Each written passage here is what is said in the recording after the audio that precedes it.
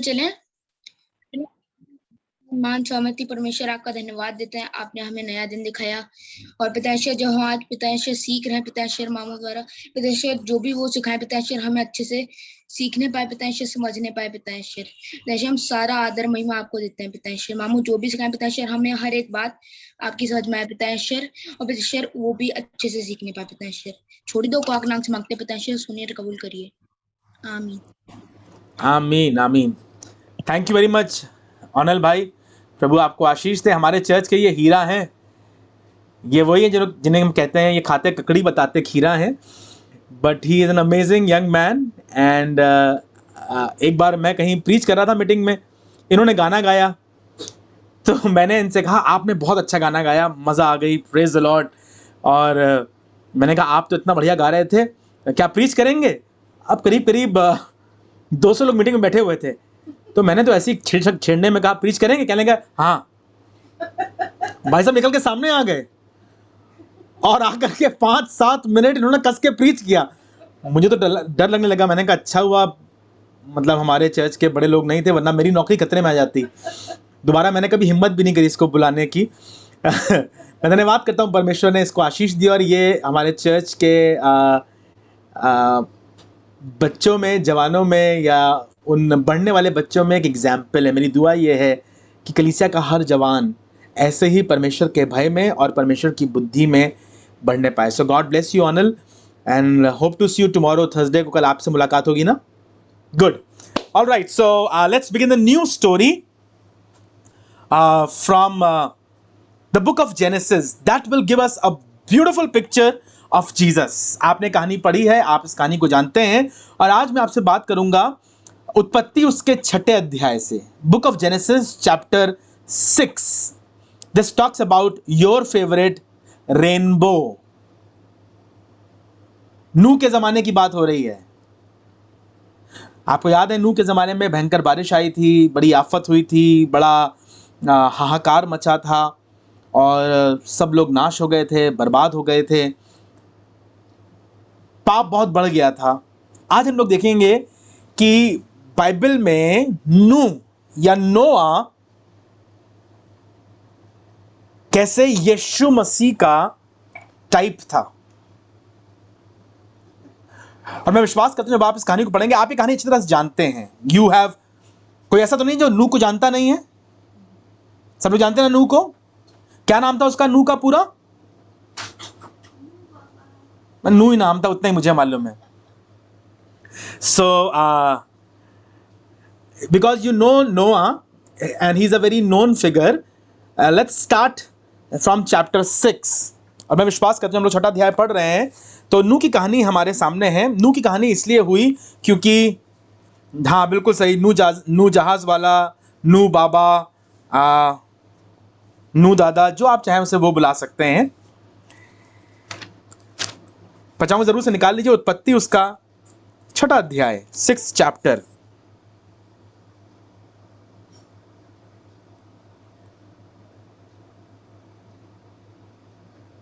और उसका 8वां पद। परंतु यहोवा के अनुग्रह की दृष्टि नूह पर बनी रही। What a beautiful gift of life that नोआ हैड। नूह 6:8 में लिखा है, परंतु परमेश्वर यहोवा के अनुग्रह की दृष्टि नूह पर बनी रही। 6 अध्याय शुरू होता है बहुत ट्रेजिडी के साथ। बहुत ट्रैजिक चैप्टर है, बहुत पाप से, गुनाह से, अनसर्टनिटी से भरा हुआ एक चैप्टर है। परमेश्वर के पुत्र स्वर्गदूतों ने मनुष्य की पुत्रियों के साथ रिश्ता जोड़ लिया। जो उत्पन्न हुए वो दानव स्वरूप सरीखे थे और भयानक चीजें। पाप बहुत बढ़ गया था, गुनाह बहुत बढ़ गया था, बुराई बहुत बढ़ गई थी। And to understand this 6th chapter, पाप इतना बढ़ गया था। आपको मालूम है पहला पाप हम देखते हैं आदम हवा ने किया, और उसके बाद दूसरा पाप हम देखते हैं कैन ने किया। कैन ने क्या किया? कैन ने अपने भाई को मार डाला। कैन ने अपने भाई को मार डाला, और ये बहुत भयानक पाप था, बहुत बुराई थी। उसने हत्या कर दी गुस्से में आकर, और कहा गया कि यदि कोई कैन को मारेगा तो उससे 7 गुना बदला लिया जाएगा। अब कैन का गुनाह और उस जमाने के लोगों का गुनाह इतना बढ़ गया था, इतना बढ़ गया था, इतना बढ़ गया था कि 7 के 70 गुना हो गया था। कैसे? निकाल के पढ़िए 4th chapter to understand what was happening. This is kind of very uncertain, very unpredicted and very not read and known scripture, जो बहुत बार आपने पढ़ा भी नहीं होगा, पढ़ा होगा तो ध्यान नहीं दिया होगा। पर यहां पर गुनाह की बूंद जो आदम हवा में थी और उसके बाद बाल्टी भर गुनाह जो कैन में आ गया, अब वो समुंदर के समान विकराल हो गया था। उत्पत्ति किताब उसका 4था अध्याय और उसका 23वां पद।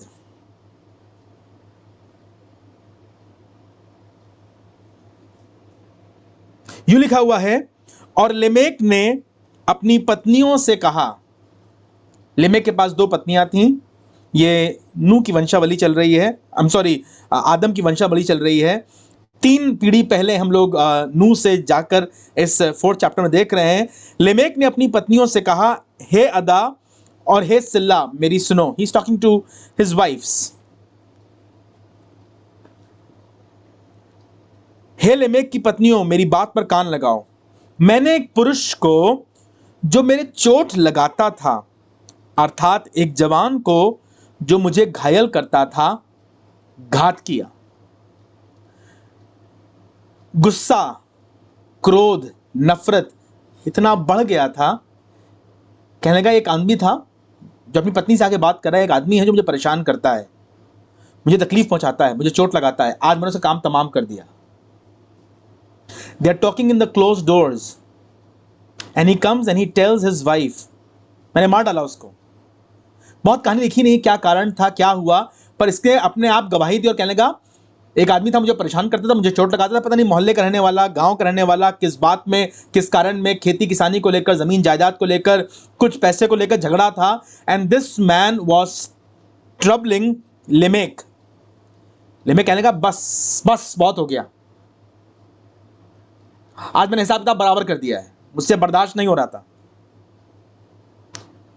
और फिर क्या कहने लगा, जब कैन का पलटा 7 गुना लिया जाएगा तो लेमेक का 70 गुना लिया जाएगा।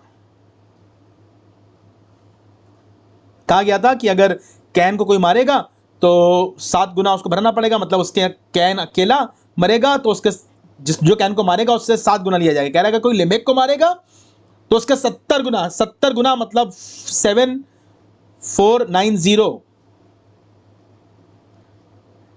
अगर कोई मेरे खिलाफ आएगा तो 490 लोग मरेंगे। He is not talking about the revenge from God, he is saying me, I will do the judgement.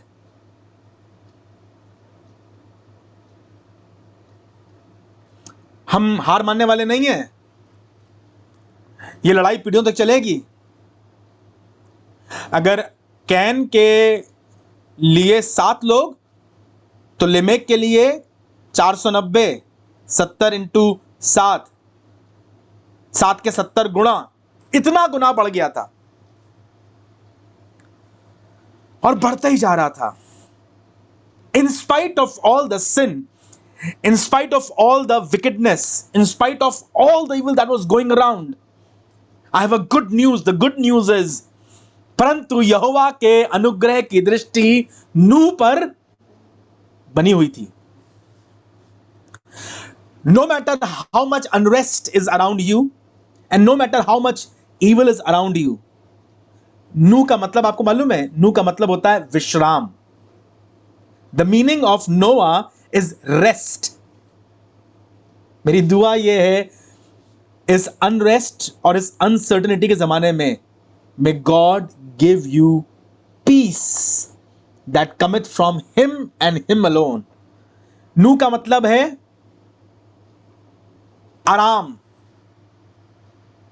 Rest, piece, शांति, सलामती, और यीशु मसीह शांति का राजकुमार है।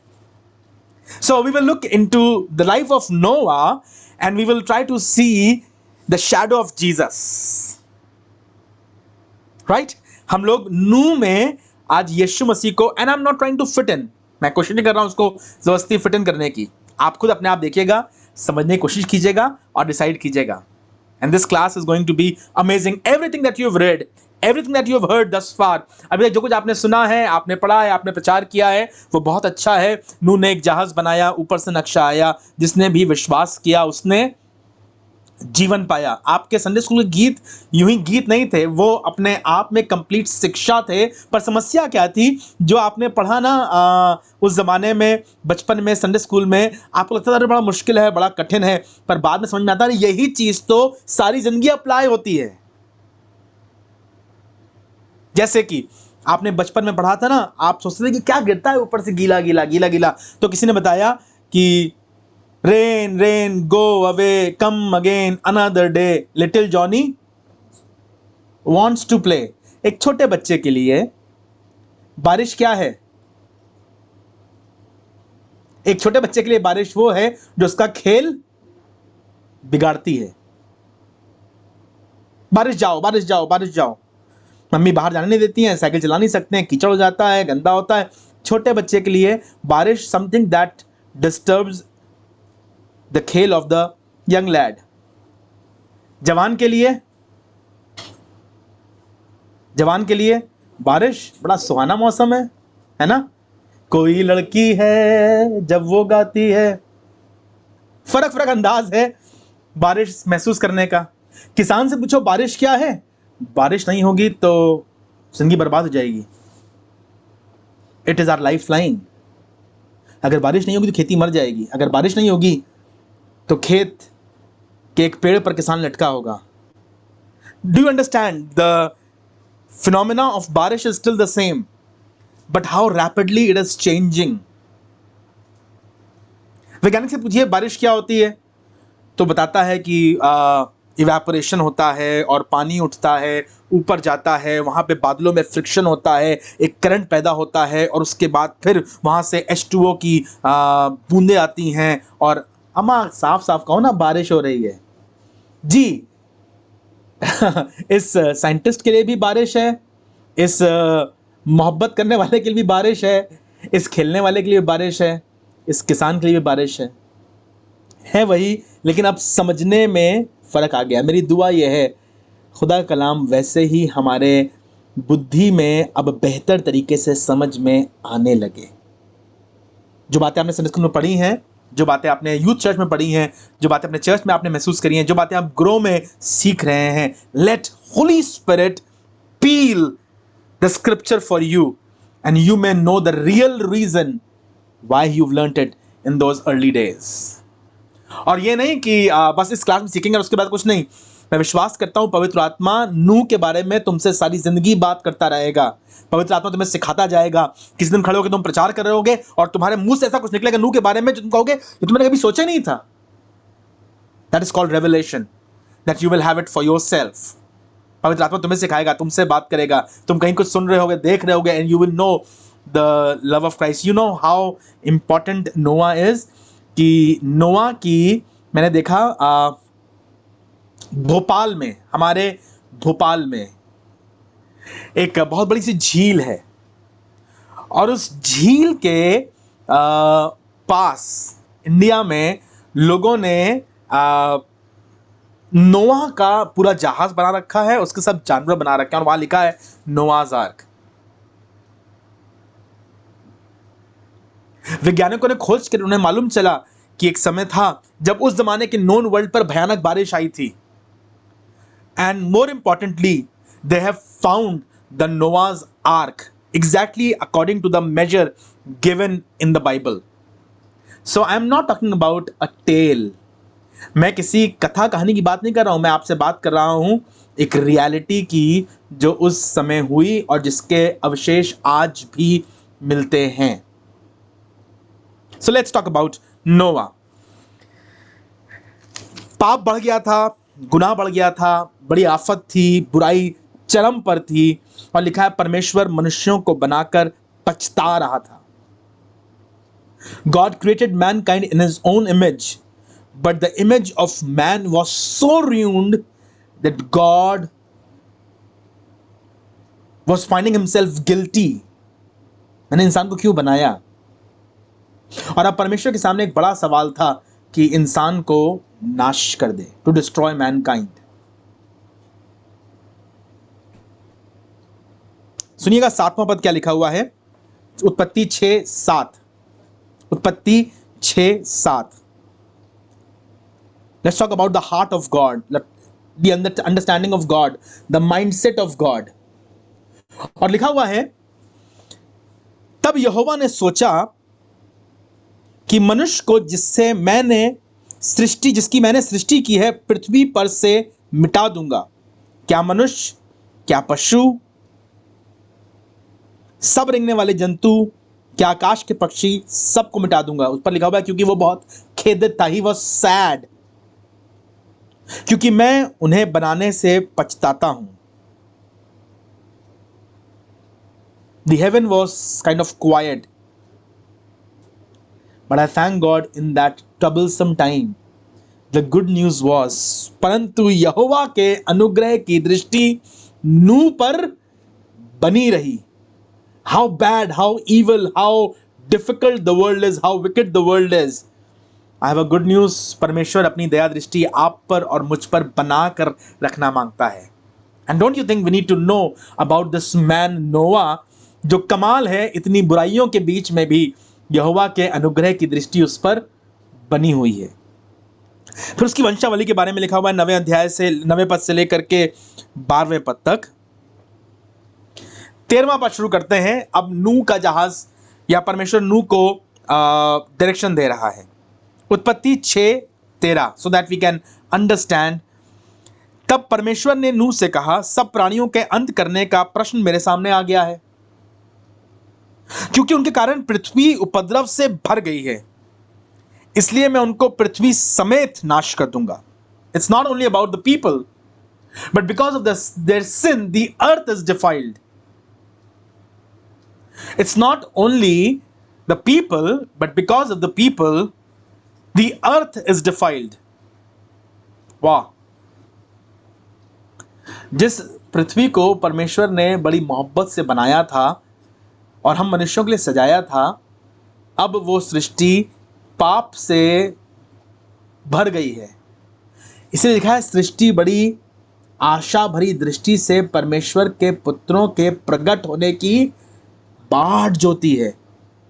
Because it was not only the created man, but the entire creation that was suffering. You remember, because of the sin of Adam, आदम और हवा के गुनाह के कारण पृथ्वी को श्राप दिया गया, और लिखा है, और भूमि आप से आप ऊंट कटारे उगाएगी। भूमि श्रापित हो गई थी। बात समझ में आ रही है ना? भूमि श्रापित हो गई थी और आप से आप क्या उगाती थी? ऊंट Katare, thorns and thistles.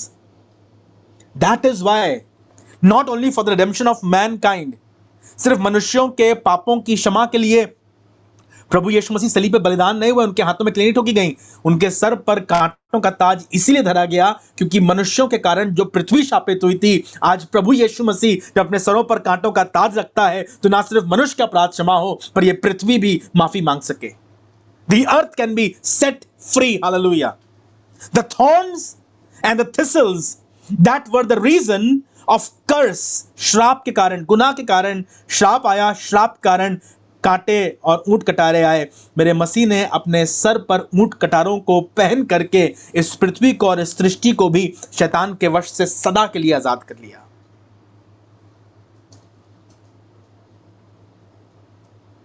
All right. पृथ्वी समेत नाश कर डालूं, इसलिए तू गोपेर वृक्ष की लकड़ी का एक जहाज बना ले। इसलिए तू गोपेर की लकड़ी का एक जहाज बना ले और उसमें कोठरियां बनाना और भीतर बाहर उस पर राल लगाना। When God was telling Noah to build an ark, उस जमाने तक कोई नाव बनाई नहीं गई थी। उस जमाने तक कभी बारिश ही नहीं हुई थी। This was the first time, Bible में लिखा हुआ है, पृथ्वी से कोहरा उठता था और पृथ्वी उससे सिंच जाती थी। In the garden of Eden the mist was formed and there were 4 rivers. एक महानद थी जो 4 भागों में विभाजित थी, गिहोन, पिशोन, हिदिकेल और फरात। These were 4 rivers that bursted out of Garden of Eden, and the water supply was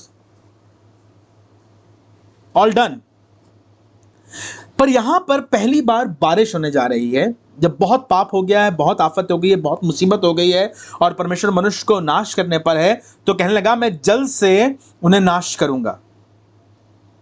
और कहने लगा तू उनके बचाव के लिए एक जहाज बनाना, उस जहाज में कोठरियां बनाना, भीतर बाहर उस पर राल लगाना और इस ढंग से उसको बनाना कि जहाज की लंबाई 300 हाथ, चौड़ाई 50 हाथ और ऊंचाई 30 हाथ की हो। यू कैन टेक दिस हाथ एज अ फीट और अ फुट। ठीक है, इसको आप समझ सकते हैं, लगभग 1 फुट की बात कर रहा है, लगभग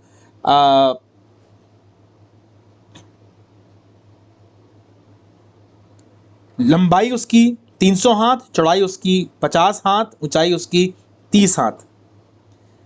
जहाज में खिड़की बनाना, ध्यान सुनिएगा, जहां खिड़की है वहां फूल बना हुआ लिखा है उजियाला, प्रकाश। कहीं पढ़ना आपको, वहां उजियाला है, प्रकाश है, लिखा हुआ है। जहाज में खिड़की बनाना और उसके ऊपर से उसकी छत बनाना और जहाज की एक अलग एक द्वार रखना और जहाज में पहला, दूसरा और तीसरा खंड बनाना। हमने बहुत सी बार बाइबल में नूह की कहानी पढ़ी और हम लोग बहुत जल्दी पढ़ के आगे चले गए, पर आज चाहता हूं थोड़ा सा रुक कर और ठहर कर इस कहानी को समझेंगे। And we are not only listening to the story of Noah, but now we are trying to understand Noah and Jesus. The Christ in Noah, नाम है नोआ का मतलब है रेस्ट, पीस, विश्राम। यीशु मसीह शांति का राजकुमार, पीस, शांति, मेल। जब बहुत पाप बढ़ गया, जब बहुत गुनाह बढ़ गया, जब बहुत गंदगी बढ़ गई, जब सर से ऊपर पानी चला गया गुनाह का, तो परमेश्वर ने नूह से कहा तू एक जहाज बना। जब बहुत पाप बढ़ गया, बहुत गुनाह बढ़ गया, जब बहुत अपवित्रता बढ़ गई, तो प्रभु यीशु मसीह को भेजा गया कि तू एक कलीसिया बना। नोआ and Jesus, the arc and the church go hand in hand. नोआ, इसका नाम है शांति या इत्मीनान, रेस्ट, पीस, शांति का राजकुमार यीशु। जब बहुत पाप बढ़ गया, गुनाह बढ़ गया, खुदा ने लोगों से बात करनी बंद कर दी, अपवित्रता चरम पर थी, तब उसने अपने इकलौते पुत्र को जगत में भेजा। और जगत पर दंड की आज्ञा दे इसलिए नहीं, क्योंकि परमेश्वर ने अपने इकलौते पुत्र को जगत में इसलिए नहीं भेजा कि जगत पर दंड की आज्ञा दे, पर इसलिए भेजा ताकि जगत उसके द्वारा, नूह भी जगत पर दंड की आज्ञा देने नहीं आया था, नूह भी जगत पे उद्धार करने आया था। इसलिए उसने एक बड़ा जहाज बनाया। And it was not the plan of Noah, it was the plan of God. यह परमेश्वर की योजना थी कि अपने इकलौते पुत्र को भेजे। क्यों लिखा है? क्योंकि परमेश्वर ने जगत से ऐसा प्रेम किया कि अपने इकलौते पुत्र को दे दिया। क्यों नहीं लिखा है कि मसीह यीशु इस पृथ्वी पर आ गए ताकि जगत में उद्धार कारण बने? ना ना ना ना, specifically plan of God in the life of Noah and in the story of Jesus we see the preeminence has been given to Abba father. दोनों पिता की मर्जी पूरी कर रहे हैं और ऐसा काम कर रहे हैं दोनों जो पहले कभी नहीं हुआ। नूह भी और मसीह यीशु भी ऐसा काम करने जा रहे हैं जो पहले कभी नहीं हुआ। मसीहा का मतलब होता है अनॉइंटेड वन, चुना गया, अलहदा किया गया। नूह भी उन गंदे, अपवित्र और दुष्ट लोगों के बीच से चुना गया, अलहदा किया गया, ठहराया गया, नियुक्त किया गया, अपॉइंट किया गया, अनॉइंट किया गया, ताकि उस बड़े काम को कर सके।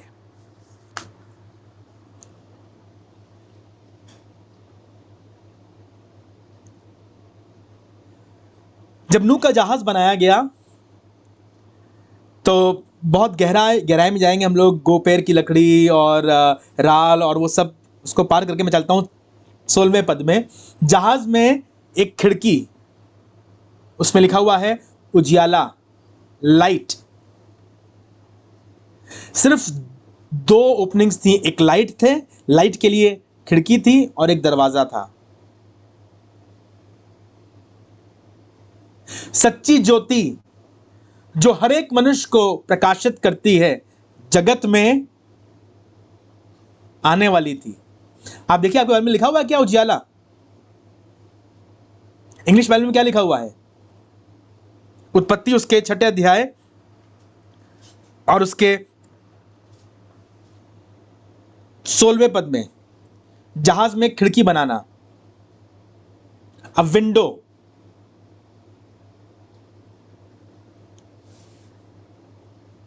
अ place for light, thank you. प्रकाश के लिए स्थान, उजियाला, खिड़की।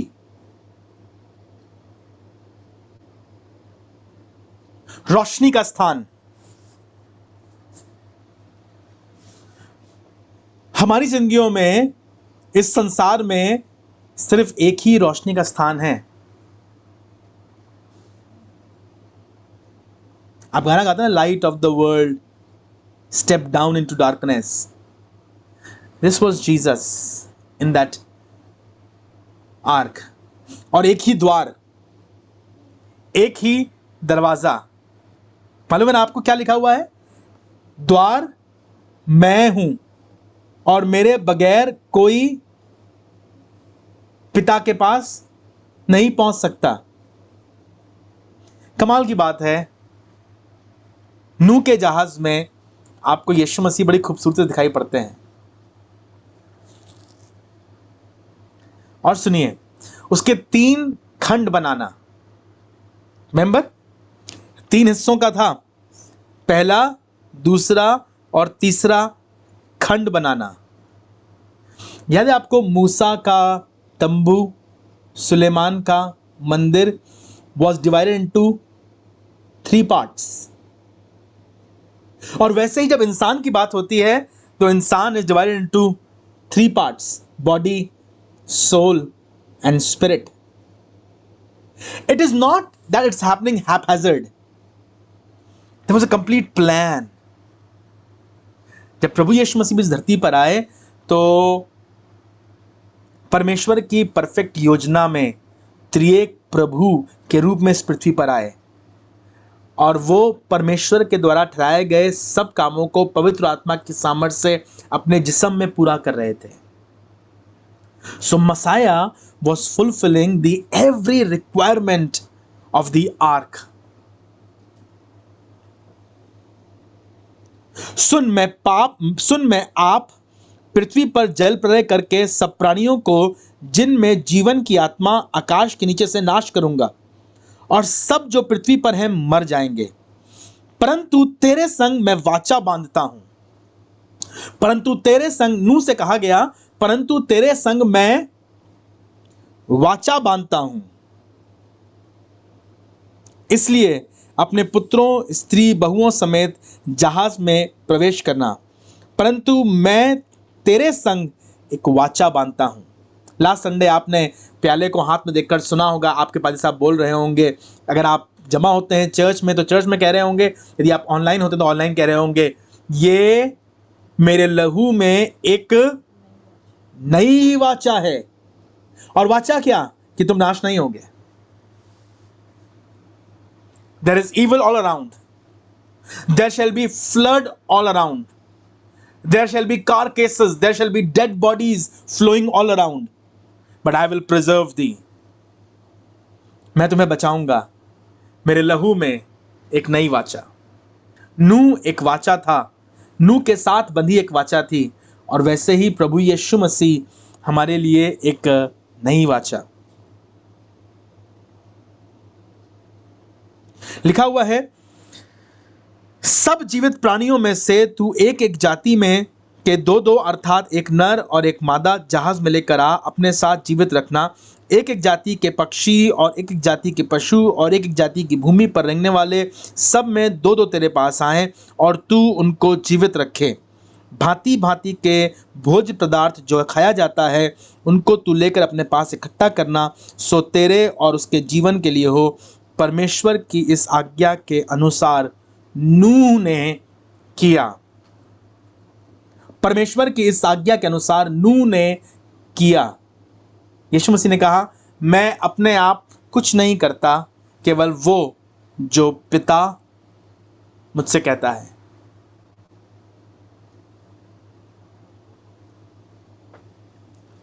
Let us quickly look to some of the similarities. आइए जल्दी से देखते हैं कुछ खास बातें। पहली बात मैं बात करी थी एक विंडो की, उजियाला। वो जो खिड़की है, उजियाला है, प्रकाश है, वो यीशु मसीह है।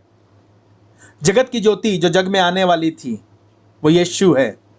वो दरवाजा जिससे लोग नूह की जहाज में जाते हैं और नूह के जहाज से बाहर निकल सकते हैं। There was only one way, Jesus. You're the only one I live for, है ना? This was the way, this was the door, जिसके बगैर ना कोई जा सकता है और ना कोई आ सकता है। तीसरी बात, नूह के जहाज में बहुत सारे जानवर थे, पर परिवार सिर्फ एक ही था। नूह के जहाज में परिवार सिर्फ एक ही था। सबके नाम के पीछे लिखा होगा, अगर नूह का पूरा नाम क्या है बताइए, किसी को याद है ना? नूह जहाज वाले, बताया था किसी ने ना, नूह जहाज वाले। तो नूह का बेटा, उसके पीछे लिखा होगा फलाने जहाज वाले। नूह की बहुएं, उनके पीछे लिखा होगा वो जहाज वाली। नूह की पत्नी मिसेस नोआ जहाज वाली। एक ही परिवार, 8 प्राणी, एक ही परिवार, 8 प्राणी के, सबके पीछे एक ही नाम। आपको मालूम, इस कलीसिया में हम सबों के ऊपर एक ही नाम है। अब ना कोई नर है और ना नारी, अब ना कोई यहूदी है और ना यूनानी, पर हम में से जितनों ने उसे ग्रहण किया, उसने परमेश्वर की संतान होने का हक, वन फैमिली, एक परिवार के लोग इस एक जहाज में, इस एक कलीसिया में, एक मंदिर में इकट्ठा है। नूह का जहाज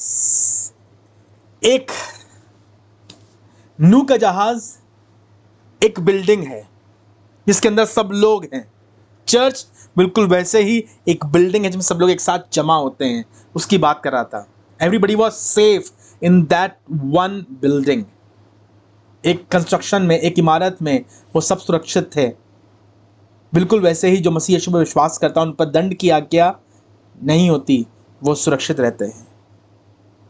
सबसे बढ़कर के नूह का जहाज विनाश से बचाता है, उद्धार करता है, मौत से छुड़ाता है। यीशु मसीह इसीलिए आए ताकि कोई नाश ना हो, ताकि कोई नाश ना हो। सबसे कमाल की बात जो मुझे लगती है ना नूह के जहाज के बारे में, जब बारिश होने लगी, मालूम है आपको, 40 दिन, आगे आप पढ़ेंगे तो आपको चलेगा, 40 दिन और 40 रात बारिश होती रही। इतनी बारिश, जब बारिश हो रही थी, ना सिर्फ ऊपर से बारिश हो रही थी, पर लिखा है पृथ्वी से सोते फूट निकले।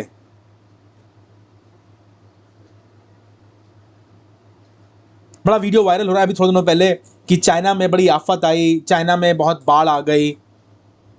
आपने थोड़े दिनों पहले देखा था केरल में क्या हाल हुआ था। आपने सुना है पौड़ी में क्या हाल होता है, बादल फट जाते हैं। अभी हिमाचल में बादल फट गए। बड़ी आफत आपको दिखाई पड़ती है, पानी कितना विकराल रूप लेता है।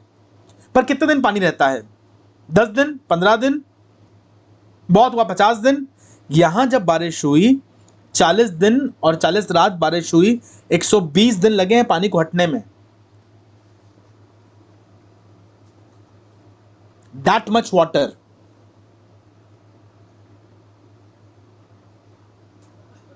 और जब भयानक बारिश हो रही थी, ये जहाज पता नहीं कहीं खेत में बन रहा था, पता नहीं कहां बन रहा था, I don't know, definitely was not in the waters, but it was being constructed at that time. शायद नूह होशियार आदमी होगा, कहीं नदी के पास, कहीं पानी के पास बना रहा होगा, लेकिन पानी में नहीं था।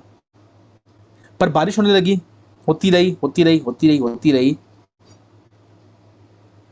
और धीमे धीमे धीमे धीमे जल भराव होने लगा। लोग बचने का प्रयास करते रहे, बहाना ढूंढते रहे, ऊंची जगह चढ़ते रहे, जो जो कर सकते थे सब कुछ कर रहे थे। फिर एक समय आया जब सैलाब सर से ऊपर हो गया, लोग डूबने लगे, बड़ी आफत हो गई। But you know what is the most interesting part of the story is when the water level was rising and people were being drowned in the water. जब धीमे धीमे पानी बढ़ रहा था और लोग डूब रहे थे, जो लोग पानी के जहाज में थे वो अपने आप ऊपर होते जा रहे थे। कमाल की बात यह है, जो पानी औरों को बर्बाद कर रहा था, औरों के लिए विनाश लेकर आया था, वही पानी कुछ लोगों के लिए उन्नति लेकर आया था, बढ़ोतरी लेकर आया था, आशीष लेकर आया था। मैं चाहता हूं मेरे साथ एक पद निकालिए जो आपको अच्छा लगेगा। पहला यूहन्ना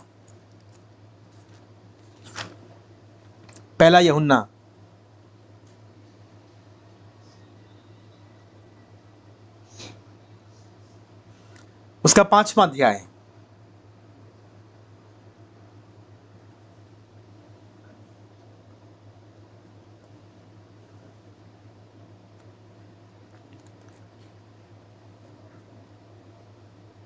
और उसका 5वां पद।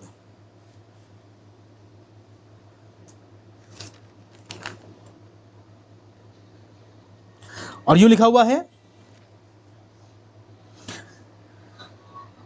संसार पर जय पाने वाला कौन है? केवल वो जिसका यह विश्वास है कि यीशु परमेश्वर का पुत्र है।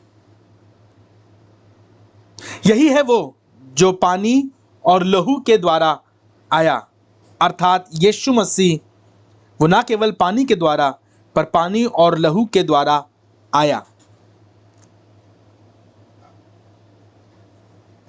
यहीं रहिएगा। Now we are talking about baptism and the water. दूसरा पत्रस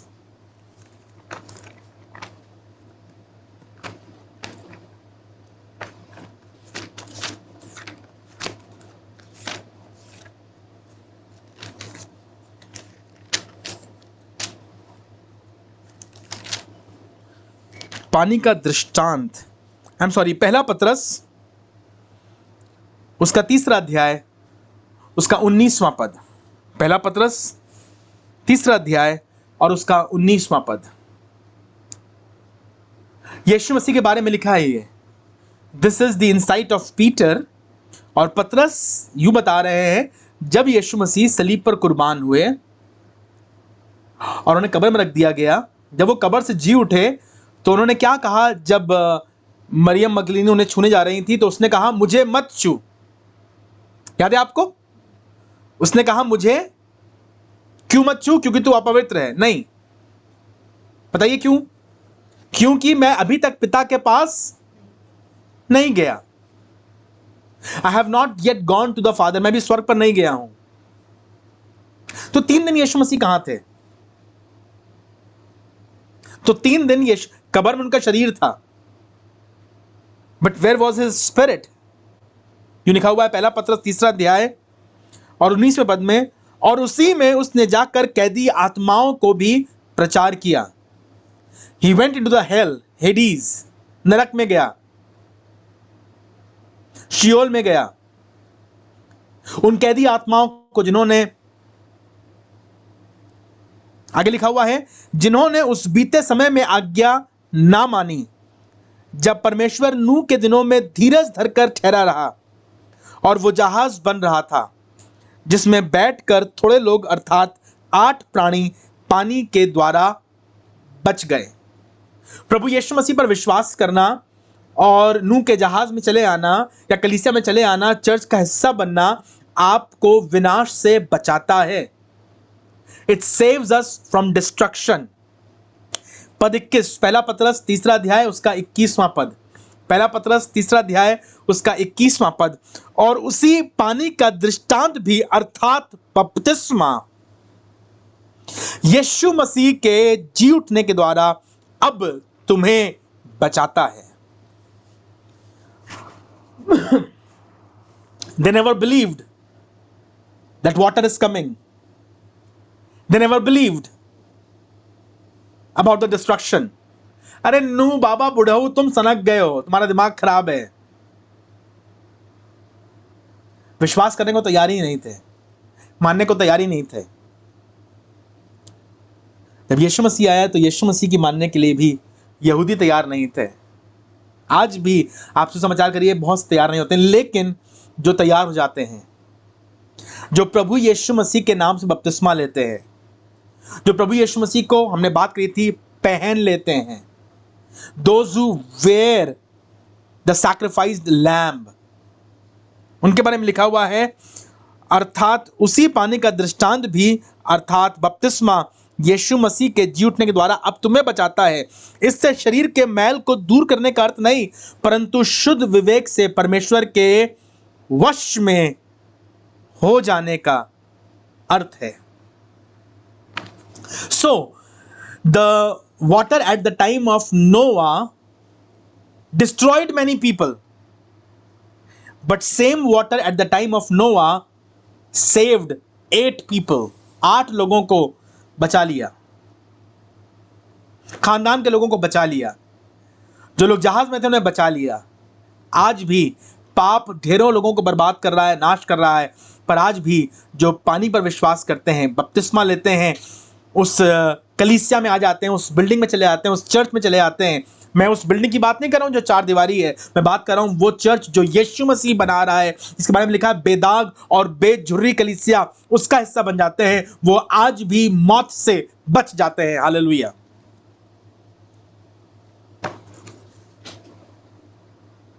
मसीह यीशु हमारी बाइबल में पहले पन्ने से लेकर के आखिरी पन्ने तक छाया है, क्योंकि सब कुछ उसी के द्वारा, उसी के लिए और उसी में सजा गया है।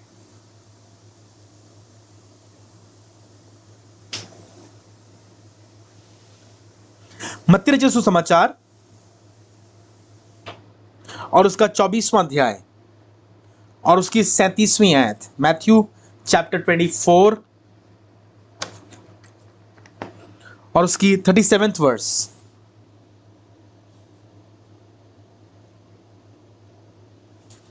Another comparison that has been given by Jesus himself. मत्ती 24:37 जैसे नूह के दिन थे, as in the days of Noah, जैसे नूह के दिन थे वैसे ही मनुष्य के पुत्र का भी आना होगा। अब देखिए कंपैरिजन क्या दिया गया है, मिल गया आपको ना, मैथ्यू चैप्टर 24 वर्स 37। 38वीं आयत में लिखा हुआ है, क्योंकि जैसे जल प्रलय से पहले दिनों में जिस दिन तक नूह जहाज पर ना चढ़ा, उस दिन तक तो लोग खाते पीते और उनमें शादी ब्याह होते थे। They were having a gala time. They were living a complacent life. Nobody cared. Nobody was worried. कोई परमेश्वर को नहीं खोजता है, सब अपनी जिंदगी जी रहे हैं, अपनी मर्जी चल रहे हैं, अपने हर दिन का काम काज कर रहे हैं। जैसे नूह के जमाने में हुआ वैसे ही दोबारा होगा। कह रहा है जैसे नूह के जमाने में हुआ बिल्कुल वैसे ही मसीह यीशु का आना होगा। लोग खाते पीते होंगे, शादी ब्याह हो रहे होंगे, आनंद कर रहे होंगे। वर्स 39, और जब तक जल प्रलय आकर उन सबको बहा ना ले गया, तब तक उनको कुछ भी मालूम ना पड़ा। वैसे ही मनुष्य के पुत्र का आना भी होगा। So it is not only talking about the first coming of Jesus, But the scriptures and the write-up of the book of Genesis and about Noah, नोआ का जीवन, नोआ का चरित्र, नोआ की बारिश, नोआ की जहाज, नोआ की आर्क ना सिर्फ प्रभु यीशु मसीह के प्रथम आगमन बल्कि प्रभु यीशु मसीह के द्वितीय आगमन का भी सूचक है. It is also a foreshadow of the second coming of Jesus Christ. अपनी जिंदगी जी रहे होंगे, अपने मस्त होंगे, अपने तरीकों में, अपने खाने पीने में, अपने ऐश और आराम में, अचानक से जैसे बाढ़ आ गई थी, अचानक से जैसे मौत आ गई थी, बिल्कुल वैसे ही अंत के दिनों में होगा. वो खाते पीते होंगे, हंसी खेल हो रहा होगा, नाच गाना हो रहा होगा. अगर आप पूरा पढ़ेंगे तो मत्ती 24वां अध्याय इसी का जिक्र करता है. एंड स्टार्टिंग हो रही है, as in the days of Noah so shall be at the time of the coming of the Messiah. ये बाइबल की कहानी, नूह की कहानी संडे स्कूल की कहानी नहीं है. ये बाइबल की कहानी, नूह की कहानी केवल कार्टून्स में और एनिमेशन में देखने वाली कहानी नहीं है. ये नूह की कहानी हमारी जिंदगी से सीधा सीधा ताल्लुक रखती है, क्योंकि नूह की कहानी मसीह यीशु की कहानी है. नूह के ज़माने में जो लोग बर्बाद हुए, नाश हुए, मेरी दुआ यह है उनमें हमारा नाम ना हो, पर अगर हमारा नाम लिया जाए तो उस खानदान में लिया जाए, उस जहाज में लिया जाए, उस नाव में लिया जाए, उस भरोसे में लिया जाए. और जब सब डूब रहे थे, खत्म हो रहे थे, गर्क हो रहे थे, एक था जो उन्नति कर रहा था, बढ़ता जा रहा था, फ्लरिश कर रहा था. Let it be your life and let the word of God be true in your life.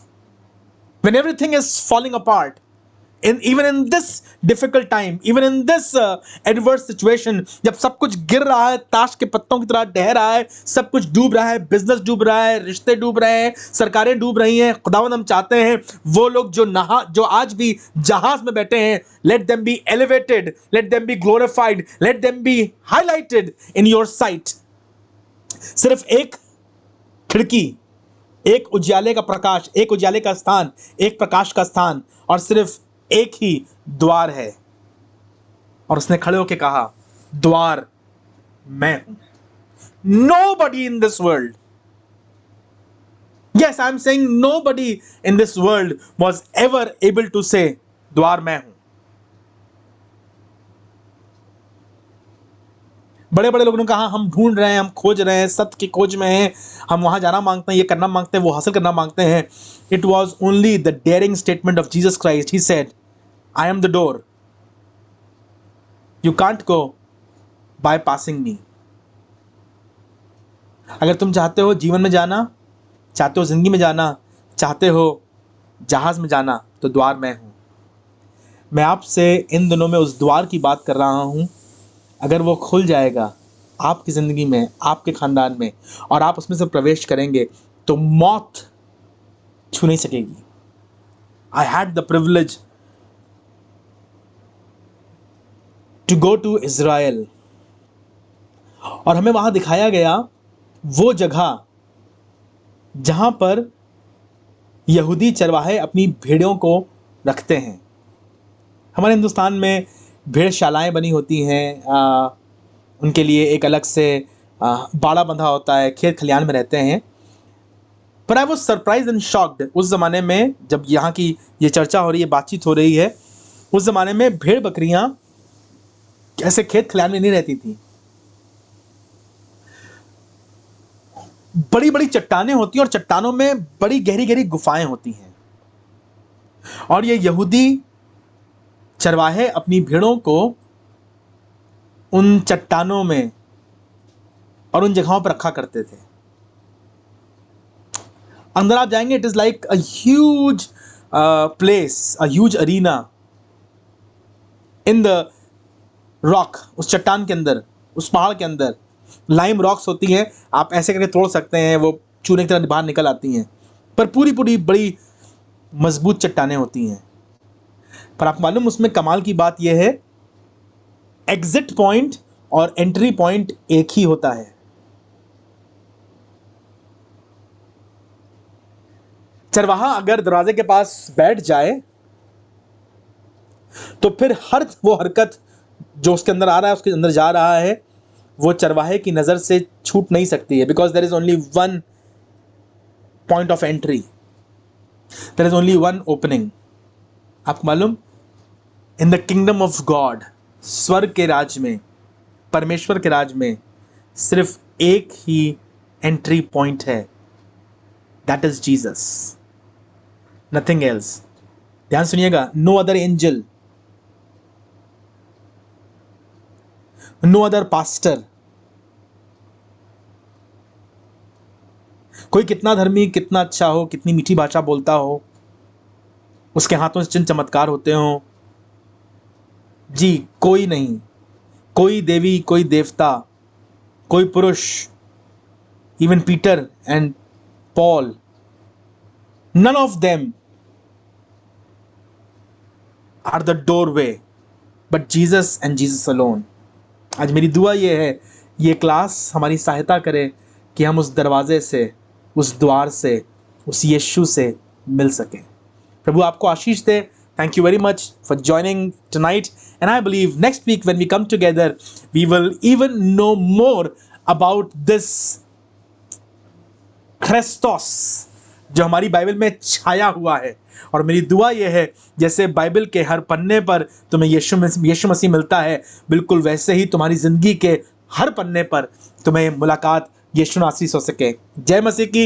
Next Monday हम लोग ज्वाइन इन करेंगे सही 8 बजे। ज़रूर से दूसरों के साथ आप लिंक शेयर कर सकते हैं, उन्हें इनवाइट कर सकते हैं। अगर आपने अभी तक अपने आप को ग्रुप में ज्वाइन नहीं किया है तो आप एक मैसेज हाय का भेज सकते हैं और हम आपको ग्रुप में ज्वाइन कर लेंगे ताकि आप भी इस ग्रुप में बने रहें। If you want to be part of the WhatsApp group and get all the informations as well as the recordings that we have, अगर आप चाहते हैं तो ये नंबर आपके सामने स्क्रीन पर होगा, आप उसे ले लीजिए, लिख लीजिए और आप हिस्सा बन सकते हैं।